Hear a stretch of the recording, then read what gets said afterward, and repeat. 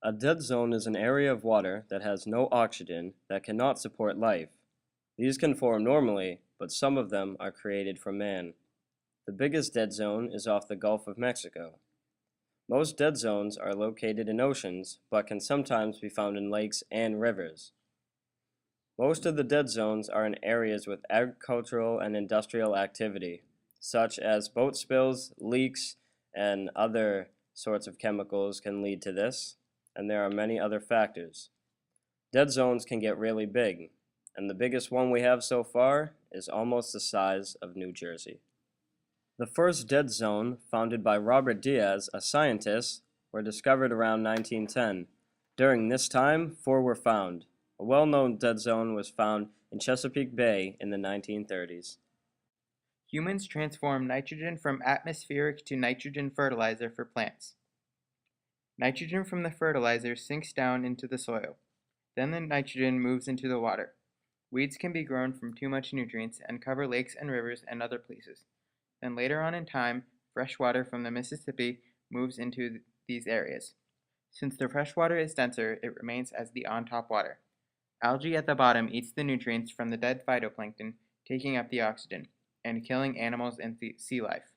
However, some life escapes and lives. The root cause of dead zones is eutrophication. Eutrophication is when a body of water gets a lot of nutrients such as nitrogen and phosphorus. At normal levels, these nutrients feed the growth of an organism called cyanobacteria or blue-green algae. With too many nutrients, cyanobacteria grows out of control, which can be very harmful. Eutrophic events have increased because of the rapid rise in intensive agricultural practices, industrial activities, and population growth.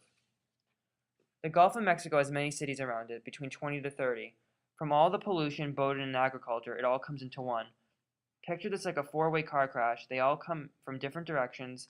They all meet in the middle at one point and crash. This causes a mess and a lot of damage.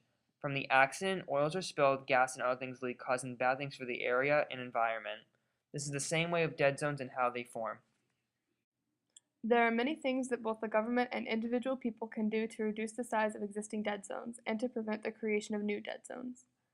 The government should continue to regulate the amounts of nutrients being released into waterways and should introduce new regulations in order to limit the amount of nutrients used.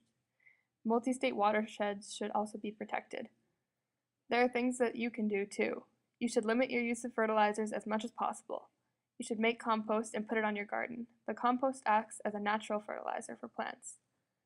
Plant more native vegetation with deeper roots. Plants' roots help to keep the soil in place, which prevents erosion.